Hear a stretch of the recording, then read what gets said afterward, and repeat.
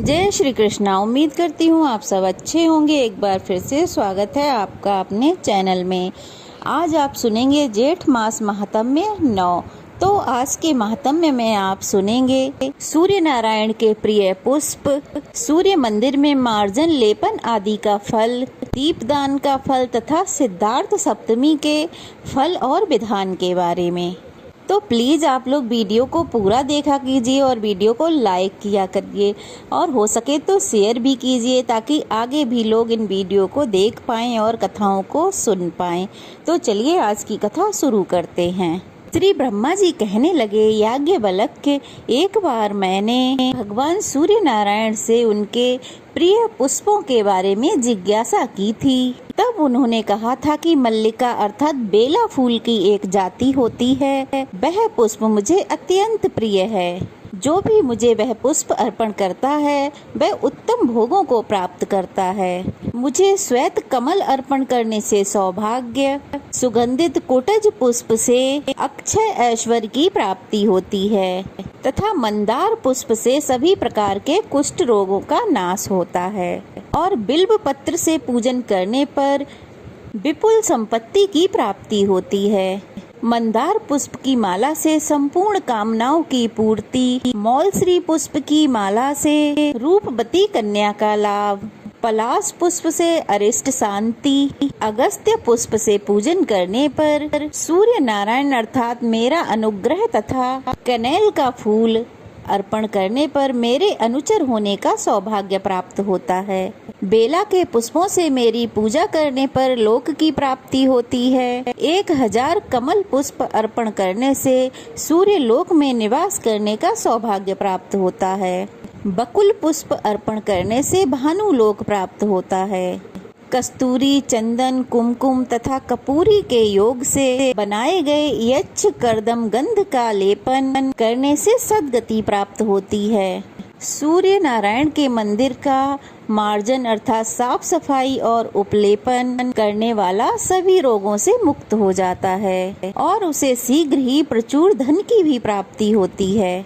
जो भक्ति पूर्वक गेरू से मंदिर का लेपन करता है उसे संपत्ति प्राप्त होती है और वह रोगों से मुक्ति प्राप्त कर लेता है। और यदि मिट्टी से लेपन करता है तो उसे 18 प्रकार के कुष्ठ रोगों से मुक्ति मिल जाती है। समस्त पुष्पों में करवीर का पुष्प और समस्त विनेलेपनों में रक्त चंदन का लेपन मुझे सबसे अधिक प्रिय है। करवीर के पुष्पों से जो मेरी पूजा करता है वह संसार के सभी सुखों को भोग कर अंत में स्वर्ग लोक में निवास करता है। मंदिर में लेपन करने के बाद मंडल बनाने पर उसे सूर्य लोक की प्राप्ति होती है। 1 मंडल बनाने से अर्थ की प्राप्ति, 2 मंडल बनाने से आरोग्य, 3 मंडल की रचना करने से अभिचित्र संतान, 4 मंडल बनाने से लक्ष्मी, 5 मंडल बनाने से विपुल धन धान्य, 6 मंडलों की रचना करने से आयु, बल, यश तथा 7 मंडलों की रचना से तथा 7 मंडलों की रचना कर वह मंडल का अधिपति होता है तथा आयु, धन, पुत्र और राज्य की प्राप्ति होती है और अंत में उसे सूर्य लोक मिल जाता है। मंदिर में घी का दीपक जलाने से नेत्र रोग नहीं होता। महुए के तेल का दीपक जलाने से सौभाग्य प्राप्त होता है। तिल के तेल का दीपक जलाने से सूर्य लोक तथा सरसों के तेल का दीपक जलाने से शत्रुओं पर विजय प्राप्त होती है। सबसे पहले गंध, पुष्प, धूप, दीप आदि उपचारों से सूर्य का पूजन कर नाना प्रकार के नैवेद्य अर्पित करने चाहिए। पुष्पों में चमेली और कनेर के पुष्प, धूपों में विजय धूप, गंधों में कुमकुम, लेपों में रक्त चंदन, दीपों में घी का दीप, नैवेद्यों में मोदक भगवान सूर्य को परम प्रिय हैं। अतः इन्हीं वस्तुओं से उनकी पूजा करनी चाहिए।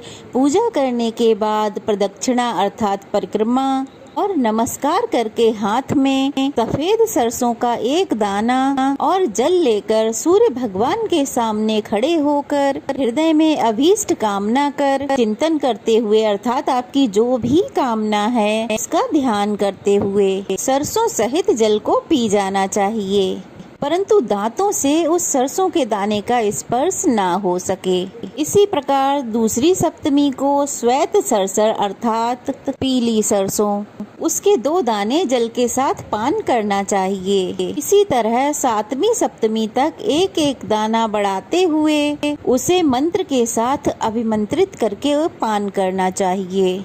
मंत्र है ओम भास्कराय नमः। फिर शास्त्रोस नीति से जप और हवन करना चाहिए। ये भी विधि है कि प्रथम सप्तमी को जल के साथ सिद्धार्थ अर्थात सरसों का एक नाम सिद्धार्थ भी है, ये बात भी आपको ध्यान रखनी चाहिए। सरसों का पान करें दूसरी सप्तमी को घी के साथ और आगे शहद, दूध, दही, गोमय और पंचगव्य के साथ क्रमशः एक एक सरसों के दाने को बढ़ाते हुए सातवीं सप्तमी तक सिद्धार्थ का पान करें, यानी कि सरसों का पान करें। इस प्रकार जो सरसों सप्तमी का व्रत करता है वह बहुत सा धन, पुत्र और ऐश्वर्य प्राप्त कर लेता है और उसकी सभी मनोकामनाएं सिद्ध हो जाती हैं और वह सूर्य लोक में निवास करता है। अगला अध्याय है शुभाशुभ स्वप्न और उनके फल के बारे में। श्री ब्रह्मा जी कहने लगे कि याज्ञवल्क्य, जो व्यक्ति सप्तमी में उपवास करके सूर्य नारायण का विधि पूर्वक जप, पूजन और हवन आदि क्रियाएं संपन्न कर और रात के समय भगवान सूर्य का ध्यान करते हुए शयन करता है, तब उसे रात में जो स्वप्न दिखाई देते हैं उन स्वप्न फलों का अब मैं वर्णन कर रहा हूँ। यदि स्वप्न में सूर्य का उदय, इंद्रध्वज और चंद्रमा दिखाई दे तो सभी समृद्धियां प्राप्त होती हैं। माला पहने व्यक्ति गाय या बंसी की आवाज, श्वेत कमल, दर्पण, सोना, तलवार, पुत्र की प्राप्ति, रुधिर का थोड़ा या अधिक मात्रा में निकलना, पान करना, ऐसे स्वप्न देखने से ऐश्वर्य की प्राप्ति होती है। रतार्थ प्रजापति के दर्शन से पुत्र प्राप्ति का फल होता है। स्वप्न में प्रशस्त वृक्ष पर चढ़े अथवा अपने मुख में गौ या सहनी का दोहन करे तो शीघ्र ही ऐश्वर्य प्राप्त होता है। सोने या चांदी के पात्र में अथवा कमल पत्र में जो खीर खाता है तो उसे अतुल बल की प्राप्ति होती है। द्यूत, बाध तथा युद्ध में विजय प्राप्ति का जो स्वप्न देखता है उसे वह सुख प्राप्त करता है। स्वप्न में जो अग्निपान करता है उसे जठराग्नि की वृद्धि होती है, अर्थात उसे भूख बढ़ने लगती है। यदि स्वप्न में अपने अंग प्रज्वलित होते हुए दिखाई दें और सिर में पीड़ा हो तो सुख संपत्ति मिलती है। श्वेत वर्ण के वस्त्र, माला और प्रशस्त पक्षी, इन सब का दर्शन शुभ होता है। देवता, ब्राह्मण, आचार्य, गुरु, वृद्ध तथा तपस्वी यदि स्वप्न में दिखाई दें और वह जो कुछ भी कहते हैं वह सब सत्य होता है। स्वप्न में सिर का कटना अथवा फटना, पैरों में बेड़ी पड़ना राज्य प्राप्ति का संकेत है। स्वप्न में रोने से हर्ष की प्राप्ति होती है। घोड़ा, बैल, श्वेत कमल तथा श्रेष्ठ हाथी पर निडर होकर चढ़ने से महान ऐश्वर्य प्राप्त होता है। ग्रहों और ताराओं का ग्रास देखें, पृथ्वी को उलट दें और पर्वत को उखाड़ फेंकें तो राज्य का लाभ होता है। इस प्रकार पर्वत, समुद्र अथवा नदी पार करें तो अत्यधिक ऐश्वर्य की प्राप्ति होती है। बहुत सारी स्त्रियां यदि स्वप्न में आशीर्वाद दें, शरीर को कीड़े भक्षण करें या फिर स्वप्न में स्वप्न का ही भान हो, अभीष्ट बात सुनने और कहने में आए तथा मंगलदायक पदार्थों का दर्शन हो और प्राप्ति हो तो धन और आरोग्य का लाभ होता है। जिन स्वप्नों का फल राज्य और ऐश्वर्य की प्राप्ति है उन स्वप्नों को यदि रोगी देखता है तो वह रोग से मुक्त हो जाता है। इस प्रकार रात में स्वप्न देखने के बाद अगले दिन सुबह प्रातः स्नान कर राजपुरोहित या पंडित जी, आसपास जो मंदिर में पुजारी होते हैं उन्हें या फिर भोजक को अपना स्वप्न सुनाना चाहिए। ऐसा करने से देखे गए स्वप्न की सार्थकता सिद्ध हो जाती है। ये थी आज की वीडियो। अगले अध्याय में आप जानेंगे सप्तमी के उद्यापन की विधि। तो आज का अध्याय यहीं समाप्त हुआ। कैसा लगा कमेंट बॉक्स में अवश्य बताइएगा। कोई प्रश्न हो तो भी आप कमेंट बॉक्स में पूछ सकते हैं। वीडियो कैसी लगी, अच्छी लगी हो तो एक प्यारा सा कमेंट कीजिएगा।